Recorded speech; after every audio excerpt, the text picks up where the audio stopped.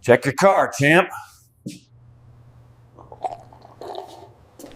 The security camera footage showed my wife screwing another man in our bed at 2:47 p.m. on a Tuesday while I was supposed to be installing kitchen cabinets across town. I'm Dave Mitchell, 42 years old, and I run a custom furniture business from my garage. Not glamorous, but it pays the bills and keeps food on the table for my wife Lydia and our 16-year-old daughter Maya. Or at least it did until I watched my marriage explode in high definition on my laptop screen. "Dad, you look like you've seen a ghost," Maya said, walking into my workshop where I sat frozen, staring at the damning evidence. "Just work stuff, sweetheart. Nothing to worry about." I closed the laptop quickly, my hands shaking. "Shouldn't you be at soccer practice?" "Coach canceled. Mom's not home yet, and I'm starving. Can you make me a sandwich?" I nodded absently, following her into the house. The same house where Lydia had been entertaining her lover just 3 hours earlier. The same bed where we'd slept together for 15 years, where Maya had crawled in during thunderstorms as a little girl, where I'd held Lydia through her father's cancer scare 2 years ago. The kitchen felt different now. Everything felt different. "Earth to Dad," Maya said, waving her hand in front of my face. "You're acting super weird." "Sorry, kiddo. Just thinking about a project." I opened the refrigerator, grateful for something normal to do. "Turkey and Swiss, okay?" "Perfect. Oh, and Mom texted. She's working late again tonight, some big HR thing at the office." Working late. Right.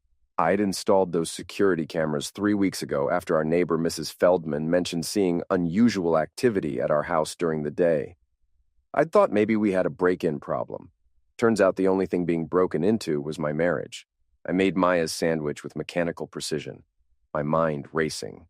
The man in the video was Chris Brennan, Lydia's co-worker from the regional office. I'd met him at company parties, tall, athletic, the kind of guy who wore expensive cologne and talked about his CrossFit times. The kind of guy who made jokes about blue-collar types like me. "Dad, you're putting way too much mustard on that sandwich." I looked down. She was right. I'd been squeezing the bottle unconsciously, lost in my thoughts of revenge. After Maya finished eating and went upstairs to do homework, I sat in my workshop, planning. I'm good with my hands, good at building things, good at taking things apart. Tonight, I was going to take my wife's perfect little world apart piece by piece. First, I called my best friend Eddie, who owns Murphy's Tavern downtown. "Dave, what's going on, buddy?" "Eddie, I need a favor. A big one." "Name it." "Can you cover for me if anyone asks? Say I was at the bar tonight from 6 to closing?" There was a pause. "Dave, what kind of trouble are you getting into?" "The kind where I catch my wife cheating and need an alibi for what I'm about to do next." "Jesus Christ. You sure about this?" "I've got it on video, Eddie. High definition, surround sound, the whole production." "That witch?" "Yeah, I got your back. But Dave, don't do anything stupid. Don't worry. I'm not going to hurt anyone. But I am going to make sure everyone knows exactly what kind of person Lydia really is." Next, I called Lydia's parents. Judith and Alan Hartwell lived in the old Victorian house on Maple Street, the one that had been in their family for 3 generations.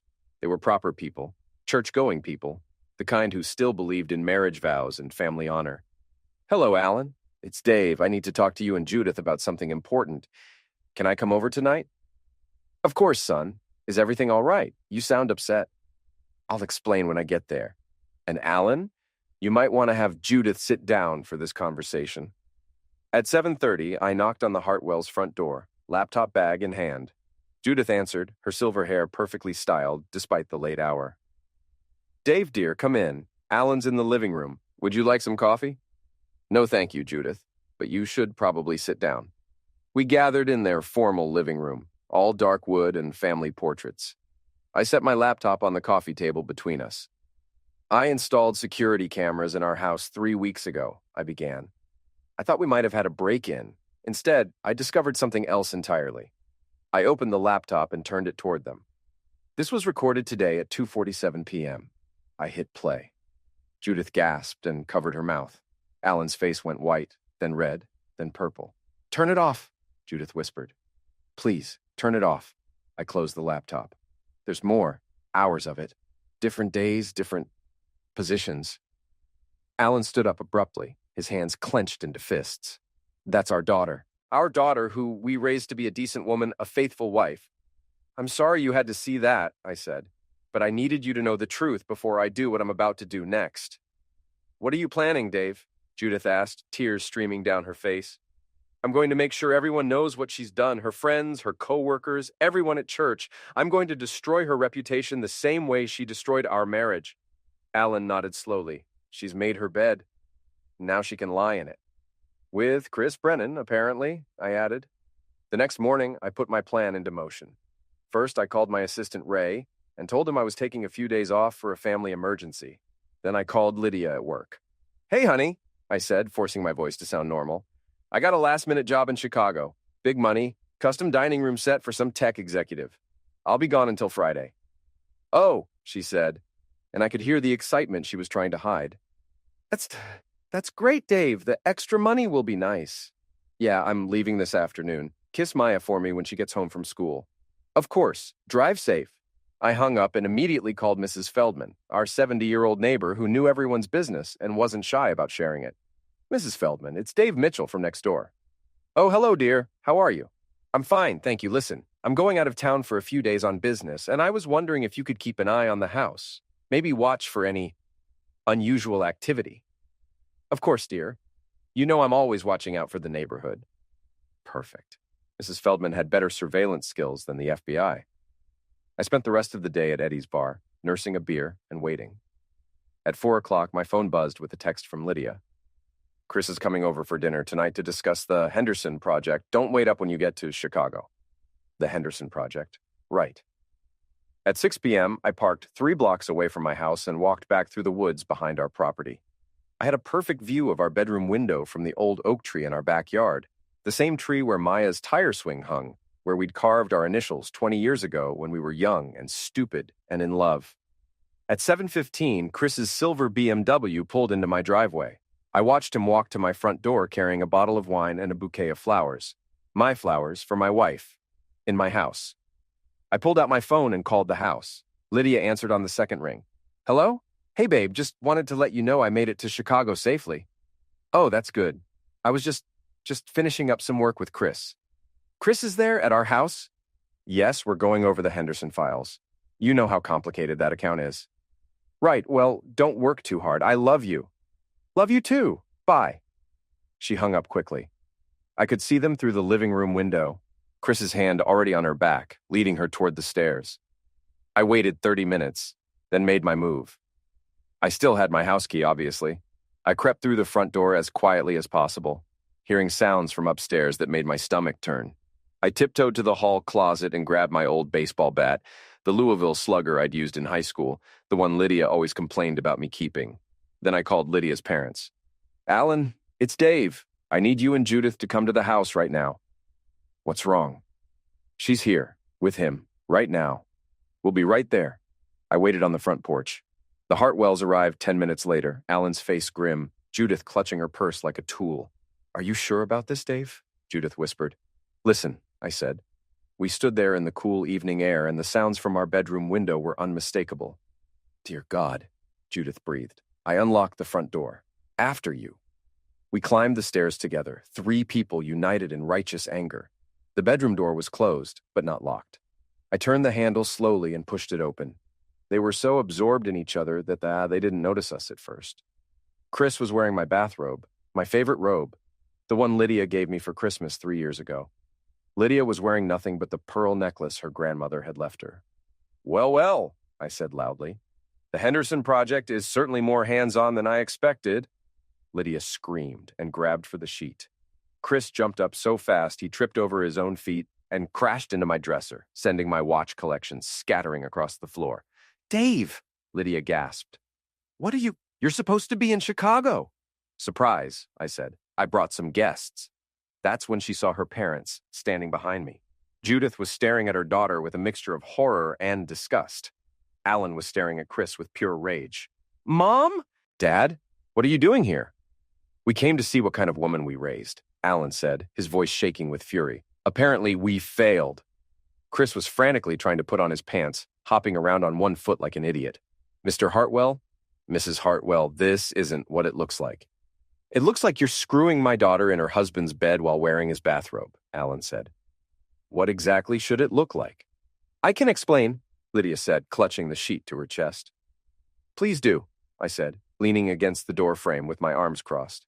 I'm fascinated to hear how this is all a big misunderstanding. She opened her mouth, then closed it again. What was she going to say? That she tripped and fell on Chris's Johnson? You disgust me, Judith said quietly. Both of you. In this house, in this bed where my granddaughter was conceived. That hit home. Lydia started crying, but they weren't tears of remorse. They were tears of someone who'd been caught and was feeling sorry for herself. Everyone just needs to calm down, Chris said, finally getting his pants on. We can work this out like adults. Adults? I laughed. Adults don't sneak around behind their spouse's back. Adults don't screw their coworker's wife in his own bed. Adults don't lie about working late when they're really working under my wife. Dave, please, Lydia said. Can we talk about this privately? No, I said. Privacy is what got us into this mess. From now on, everything is public. Chris tried to push past me toward the door, but I blocked his path. Where do you think you're going, champ? I'm leaving. This is between you and your wife. Oh no, you're very much part of this conversation. Sit down. I don't have to listen to this. I picked up my baseball bat from where I'd leaned it against the wall. I said, sit down. Chris sat on the edge of my bed, still wearing my robe over his hastily pulled-on pants. The irony wasn't lost on me. Here's what's going to happen, I said, addressing both of them. First, you're going to tell Lydia's parents exactly how long this has been going on. Dave, please, Lydia whispered. How long? Alan demanded. Lydia looked at the floor. 6 months. 6 months, I repeated. 6 months of working late and business dinners and team-building exercises. 6 months of lying to my face every single day. It wasn't supposed to happen, Chris said. It just developed naturally. Naturally? Judith said. There's nothing natural about adultery, young man. Mrs. Hartwell, you don't understand the pressure we're under at work. Lydia and I, we connect on a professional level that— Shut up, I said. Just shut up with your corporate buzzword BS.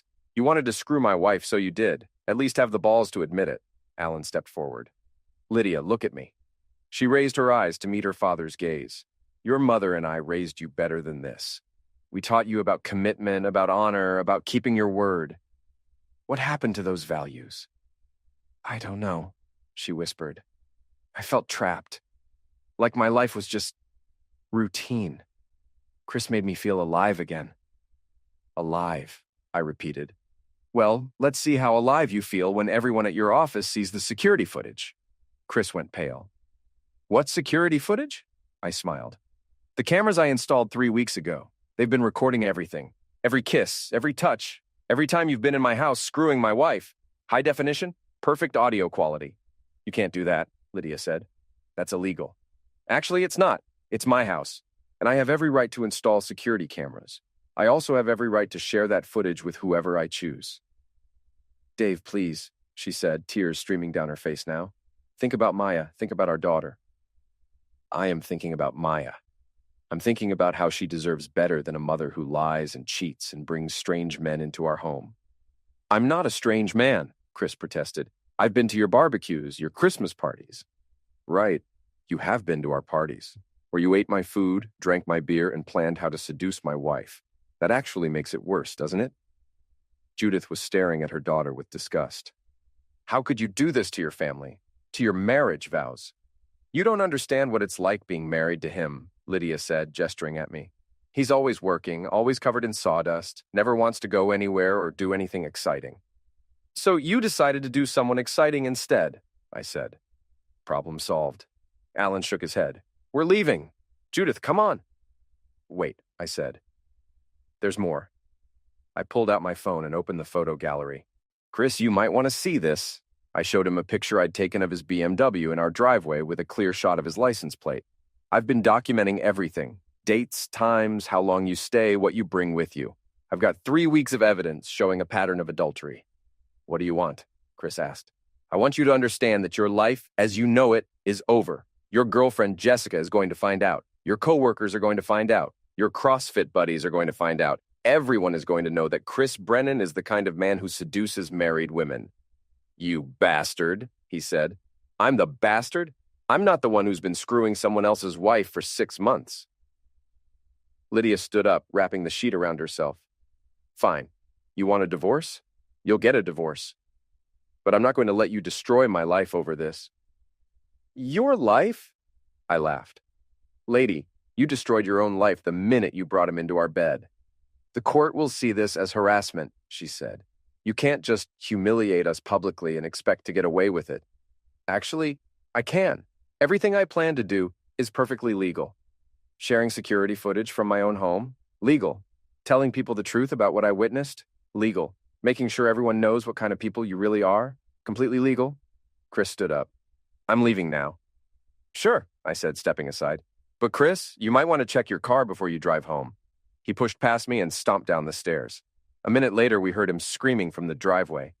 What did you do? Lydia asked. Nothing illegal, I said. But you might want to look out the window. She went to the window and gasped. I had spray-painted homewrecker across Chris's windshield in bright red letters. You can't do that. I just did, and that's just the beginning. Alan put his arm around his wife. Judith, we're going home. Lydia, don't bother calling us until you've figured out how to apologize for this disgrace. After her parents left, Lydia turned to me with fury in her eyes. You think you're so clever, don't you? You think you've won something here?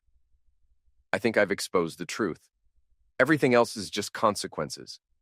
I'll destroy you in the divorce. I'll take half of everything, including your precious workshop. Good luck with that. See, adultery is still grounds for fault-based divorce in this state.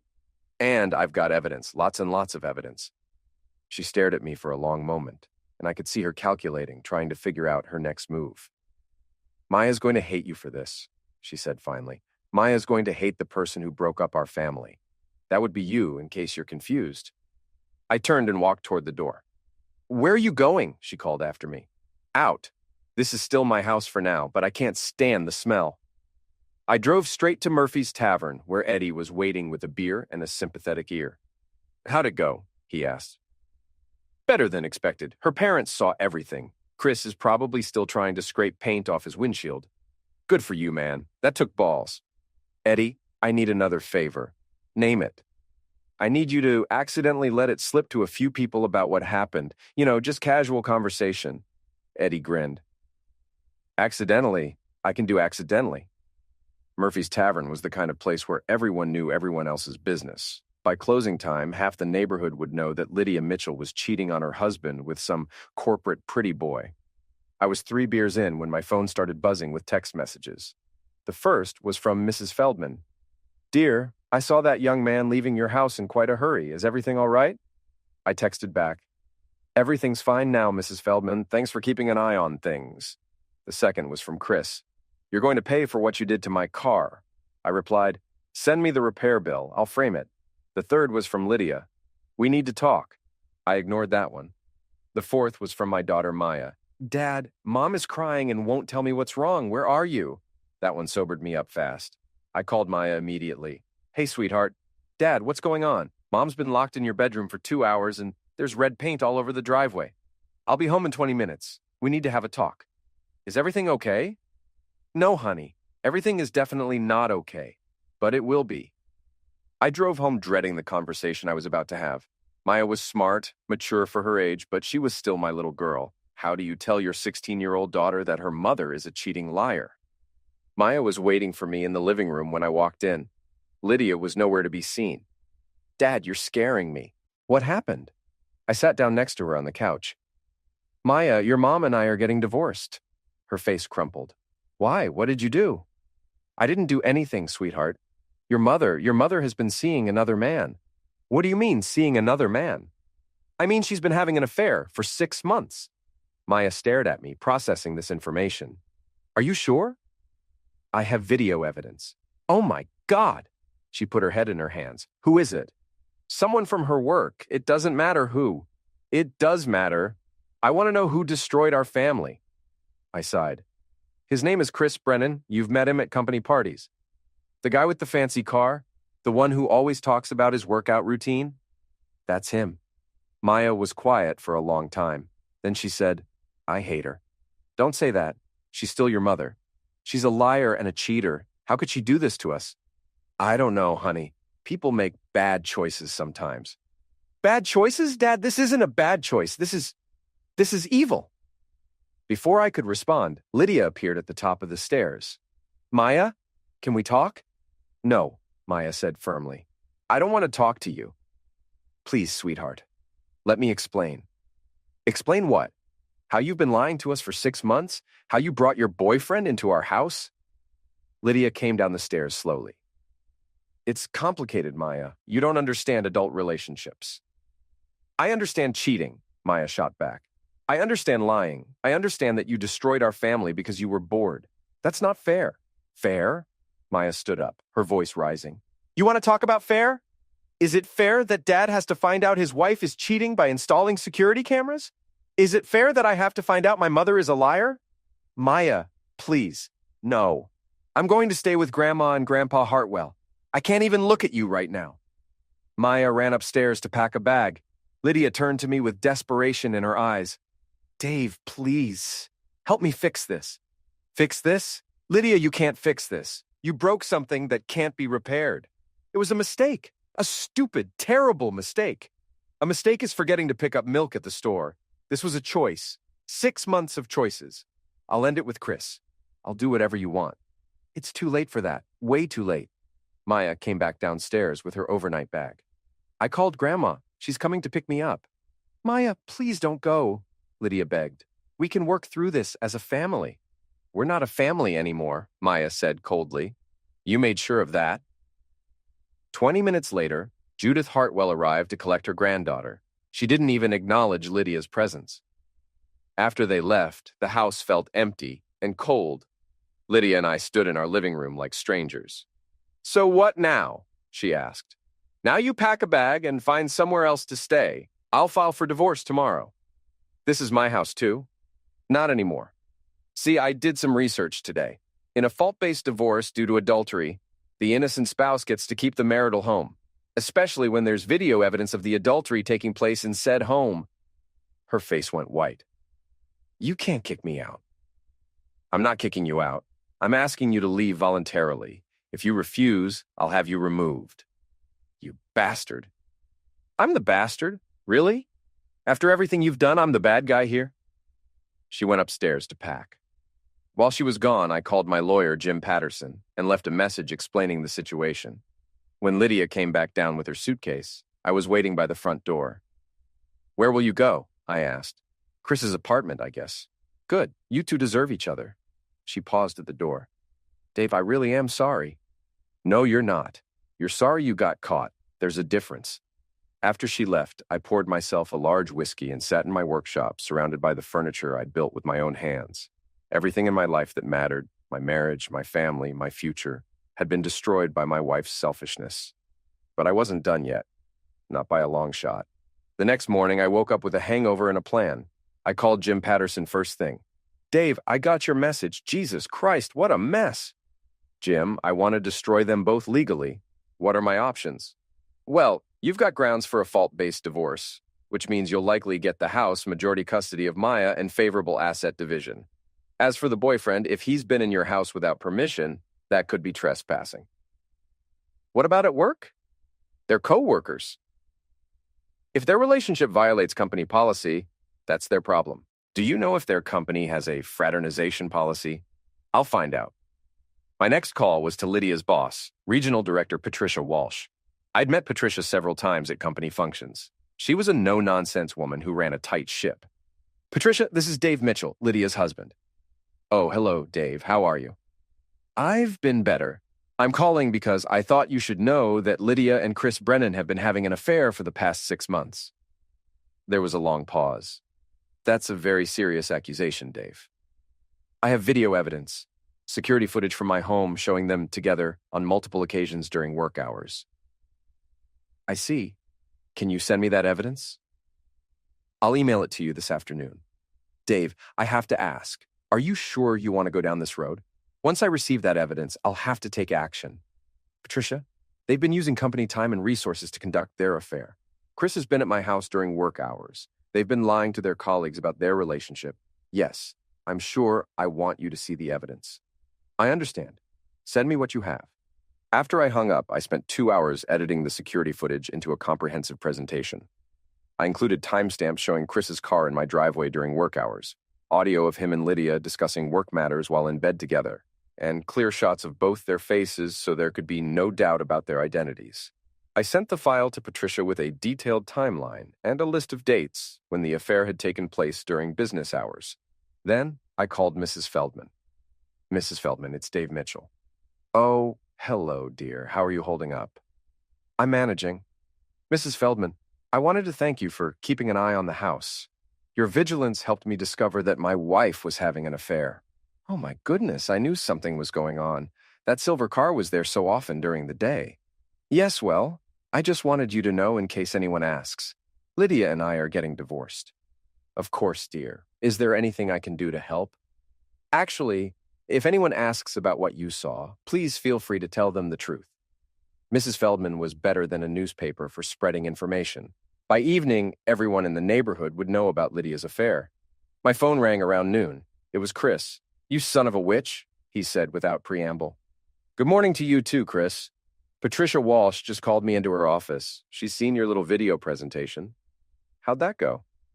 We're both suspended pending investigation. If they find evidence of misconduct, we could be fired. Gee, that's terrible. Maybe you should have thought about that before you decided to screw married women during work hours. You're destroying our careers over a personal matter. Personal matter? Chris, you made it a professional matter when you started using company time to conduct your affair. You made it my business when you started doing it in my house. Lydia's devastated. Good. She should be devastated. She should be ashamed and humiliated and sorry for what she's done. We never meant for this to happen. Bees, you meant for every bit of it to happen. You just didn't mean to get caught. He hung up on me. An hour later, Lydia called. Dave, please, you have to call Patricia Walsh and tell her you made a mistake. I didn't make a mistake. You did. They're going to fire us both. Is that what you want? For me to lose my job? Lydia, I don't care what happens to your job. I don't care what happens to Chris's job. I care about the fact that you destroyed our marriage and humiliated our daughter. I'll do anything. I'll go to counseling. I'll cut off all contact with Chris. It's too late. It's not too late. We can fix this.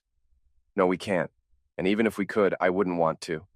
You showed me who you really are, Lydia. You're not the woman I married. You're not the woman I want to spend the rest of my life with. She was crying now. Please, Dave, I love you. No, you don't. If you loved me, you wouldn't have done this. I hung up and turned off my phone. That evening, Maya called me from her grandparents' house. Dad, Mom came over here crying and begging Grandma and Grandpa to talk to you. What did they say? Grandpa told her she made her bed and now she has to lie in it. Grandma wouldn't even let her in the house. How are you doing, sweetheart? I'm angry, I'm sad, but I'm proud of you for standing up for yourself. Thanks, kiddo. That means a lot. Dad, are you going to be okay? Yeah, Maya, I'm going to be fine. We both are. 2 days later, Jim Patterson called with an update. Dave, I've got good news and bad news. Give me the bad news first. Lydia's hired a lawyer. She's going to fight the divorce. And the good news? Her lawyer is an idiot. He's trying to claim that your security cameras were installed illegally and that the footage is inadmissible. Is he right? Not even close. You have every right to install security cameras in your own home. The footage is absolutely admissible and it's damning. What about the work situation? I heard through the grapevine that both Lydia and Chris were terminated yesterday for violating company policy. I felt a surge of satisfaction. Really? Really? Apparently your video presentation was very thorough. Their company has a strict policy against fraternization between employees, and conducting personal relationships during work hours is grounds for immediate termination. So they're both unemployed. Both unemployed, both facing a messy divorce proceeding, and both dealing with the social consequences of their actions. Good. The final piece of my revenge came together the following weekend. Eddie called me Saturday morning. Dave, you need to get down to the bar, now. Why? What's happening? Chris is here. He's drunk out of his mind and running his mouth about you. I was there in 10 minutes. Chris was at the bar, 3 sheets to the wind, telling anyone who would listen that I was a psychotic control freak who had ruined his life over nothing. Nothing? I said, walking up behind him. You call 6 months of screwing my wife nothing? He turned around, swaying slightly. Dave, there's the man of the hour. Chris, you're drunk. Go home. I don't have a home anymore. Thanks to you, I can't afford my apartment. Thanks to you, I don't have a job. Thanks to you, my girlfriend left me. Thanks to me? Chris, I didn't make you cheat. I didn't make you lie. I didn't make you destroy two families. That was all you. You set us up. You knew we were coming over that night. I knew because you've been coming over for 6 months. I knew because you're both terrible liars. The bar had gone quiet. Everyone was watching our confrontation. You want to know the truth? Chris said loudly. Your wife came to me. She said you were boring in bed, boring in life, boring in every way that matters. That was it. I grabbed Chris by his shirt and slammed him against the bar. You want to talk about boring? Let's talk about how you're a 34-year-old man who peaked in high school. Let's talk about how you have to seduce married women because no single woman will put up with your BS for more than a month. Get your hands off me. Let's talk about how you're unemployed, homeless, and universally despised by everyone who knows what you did. I released him and stepped back. You're pathetic, Chris. You were pathetic when you were sneaking around with my wife, and you're pathetic now. He took a swing at me. I ducked easily and watched him stumble past me, crashing into a table. Eddie, call him a cab, I said. He's done here. As Chris was dragged out of the bar, still mumbling threats and insults, I realized that my revenge was complete. Lydia had lost her job, her family, her reputation, and her future. Chris had lost everything too. Their affair had cost them more than they could have possibly imagined.